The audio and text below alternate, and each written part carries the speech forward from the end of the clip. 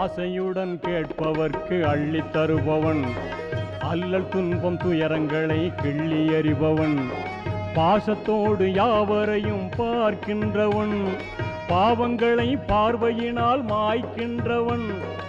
அல்லல் படும் மாந்தர்களே அயராதீர்கள், அல்லாவின் பேரருளை நம்பி நில்லுங்கள். அவனிடத்தில் குறையனைத்தும் சொல்லி காட்டுங்கள், அன்பு நோக்கு தருகவென்று அழுது கேளுங்கள். இறைவனிடம் கையேந்துங்கள், அவன் இல்லை என்று சொல்லுவதில்லை.